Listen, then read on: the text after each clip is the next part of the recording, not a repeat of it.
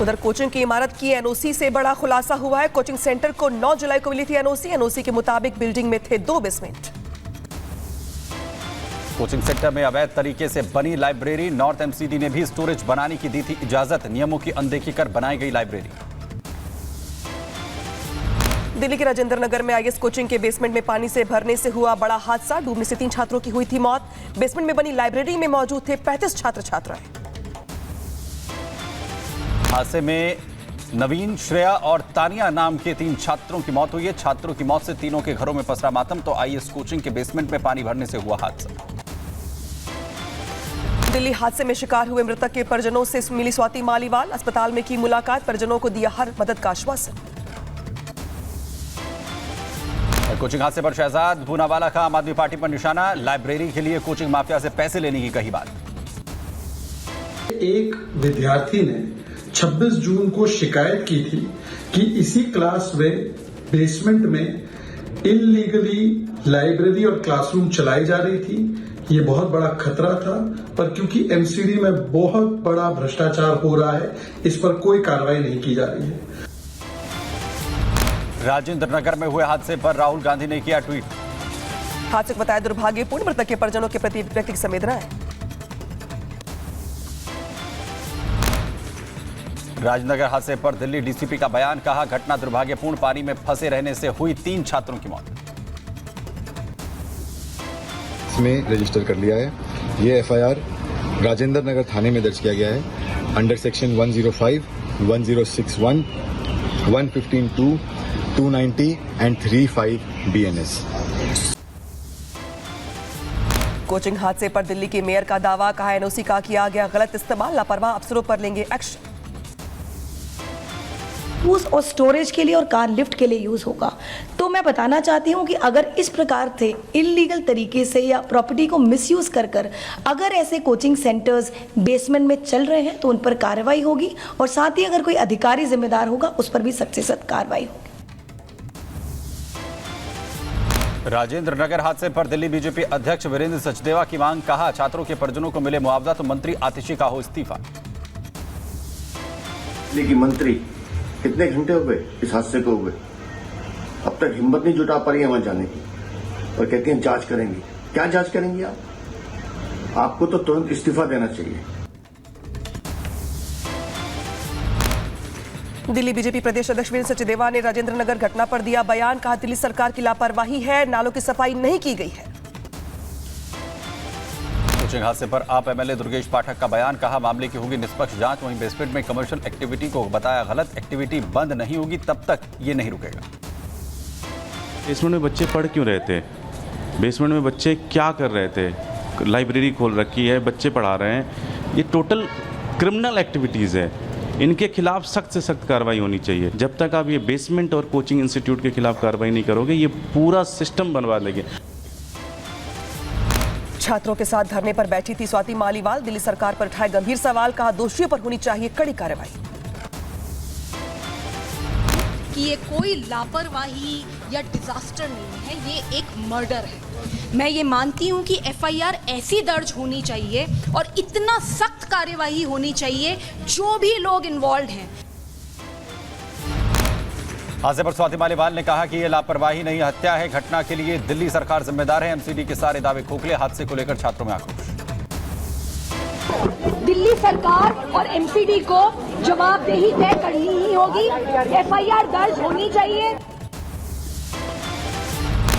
स्वाति मालीवाल ने आगे कहा कि पीड़ितों के परिजनों से को मिले करोड़ का मुआवजा। पार्टी में मुद्दा उठाने की भी कही बात।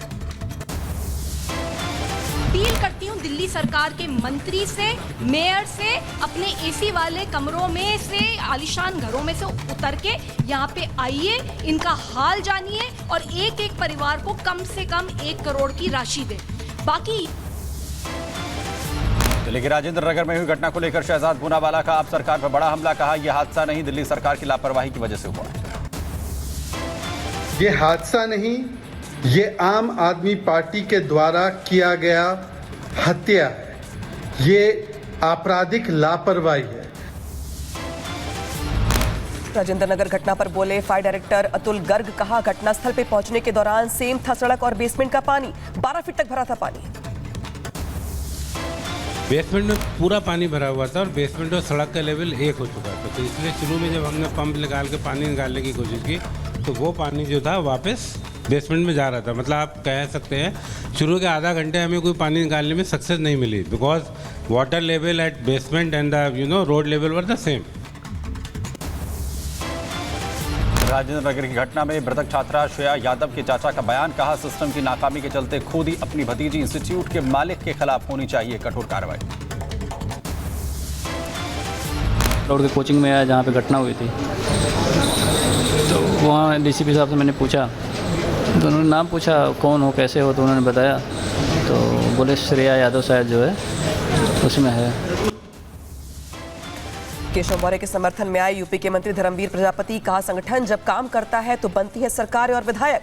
सीएम योगी डिप्टी सीएम में नहीं है किसी भी तरह का मनमुटाव। ये बैठक मंत्रियों की बुलाई थी, उस समय दोनों डिप्टी सीएम के कार्यक्रम लगे थे दिल्ली में। उस बैठक में नहीं आने का ये मतलब नहीं है कि वो बैठकों में नहीं आ रहे, ऐसा कहीं कुछ नहीं है। लखनऊ में खत्म हुई सपा की बैठक तो मीटिंग के बाद बोली विधायक इंद्राणी वर्मा, कहा सभी विधायकों ने अखिलेश यादव से बातचीत की और अपने क्षेत्र के बारे में जानकारी दी। नेता प्रतिपक्ष के सवाल पर नहीं दिया कोई जवाब। जो क्षेत्र की समस्या है उसको सदन में रखना है और विशेषकर हमारी 2027 की तैयारी चल रही है। बीजेपी शासित मुख्यमंत्रियों की बैठक के दौरान सभी नेताओं ने सुने मन की बात का कार्यक्रम। मीटिंग के दौरान पीएम मोदी ने मन की बात का किया गया प्रसारण।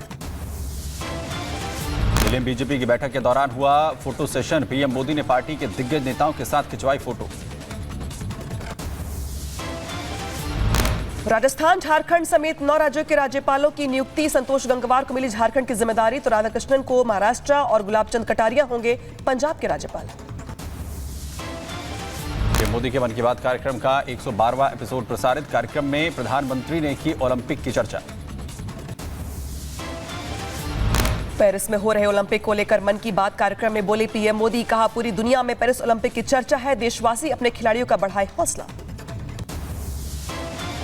कार्यक्रम में प्रधानमंत्री ने की गणित और ओलंपियाड विजेताओं से बात, तुम्हें विजेताओं को दी बधाई। मैथ ओलंपियाड में भारत को मिले हैं 4 गोल्ड मेडल। प्रोजेक्ट परी धरती को बना रही स्वर्ग, प्रोजेक्ट परी के तहत कलाकारों को मिलेगा मौका, प्रोजेक्ट परी से आर्ट को मिलेगा मौका। मन की बात कार्यक्रम में प्रधानमंत्री ने किया असम के चराऊ देव मैदान का जिक्र, कहा चराऊ देव मैदान को यूनेस्को वर्ल्ड हेरिटेज साइट में किया जा रहा है शामिल। मन की बात कार्यक्रम में पीएम मोदी ने दी खादी की चर्चा, कहा खादी कारोबार से महिलाओं को फायदा, लोगों से की खादी खरीदने की अपील, लोकल प्रोडक्ट को मिलेगा बढ़ावा। ड्रग्स पर सरकार ने खोला है मानस केंद्र, ड्रग्स के खिलाफ लड़ाई में मानस सरकार का बड़ा कदम, भारत को बनाना है ड्रग्स फ्री। है कि कहीं उनका बच्चा ड्रग्स की चपेट में ना आ जाए। अब ऐसे लोगों की मदद के लिए सरकार ने एक विशेष केंद्र खोला है जिसका नाम है मानस। ड्रग्स के खिलाफ लड़ाई में ये बहुत बड़ा कदम है।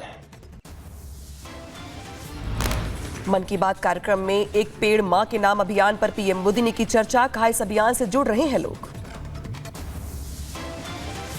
कार्यक्रम में बोले प्रधानमंत्री मोदी, कहा अब 15 अगस्त ज्यादा दूर नहीं, हर घर तिरंगा एक फेस्टिवल बन गया है, लोगों में तिरंगे को लेकर काफी उत्साह, तिरंगे के साथ सेल्फी अपलोड करेंगे। उधर रामपुर में पानी के तेज बहाव में बही 2 साल की मासूम बच्ची, 35 घंटे के बाद भी नहीं मिली मासूम, परिजनों का रो रो कर बुरा हाल। महाराष्ट्र के कोल्हापुर में बारिश के बाद बाढ़ जैसे हालात, तो वहीं सड़कें बनी दरिया, पानी में डूबे नजर आए मकान, जनजीवन अस्त व्यस्त। लखीमपुर खीरी में तेज बहाव से बह रहा बाढ़ का पानी, जान जोखिम में डालकर रास्ता पार कर रहे हैं लोग, परेशानियों का करना पड़ रहा है सामना। लखीमपुर खीरी में उफान पर शारदा नदी, पानी की वजह से कई इलाकों में बाढ़ जैसे हालात, तो वहीं अलर्ट पर प्रशासन। पंचगंगा नदी का जलस्तर बढ़ने से कोल्हापुर में बाढ़ जैसे हालात, स्थानीय लोगों को सुरक्षित स्थानों पर पहुंचाया गया। बदायूं पहुंचा शहीद मोहित का पार्थिव देह, कुपवाड़ा में आतंकी हमले के दौरान शहीद हुए थे जवान। जम्मू कश्मीर के पुंछ में सेना और जम्मू कश्मीर पुलिस का संयुक्त तलाशी अभियान जारी, इलाके में तनाव का माहौल। के मंगनार इलाके में सुरक्षा बलों का सर्च ऑपरेशन। 2 संदिग्धों के देखे जाने के बाद इलाके में सेना चला रही है सर्च अभियान। उधर नशे के खिलाफ पंजाब पुलिस का बड़ा एक्शन। अंतर्राष्ट्रीय ड्रग नेटवर्क का भंडाफोड़, 1 करोड़ की ड्रग्स बरामद की गई। पुलिस ने 2 लोगों को अरेस्ट किया। वाराणसी के कोठी होटल पर बीडीए का एक्शन। भारी विरोध के बीच गर्जा बुलडोजर, वहीं ध्वस्तीकरण के बाद हर तरफ नजर आया मलबा।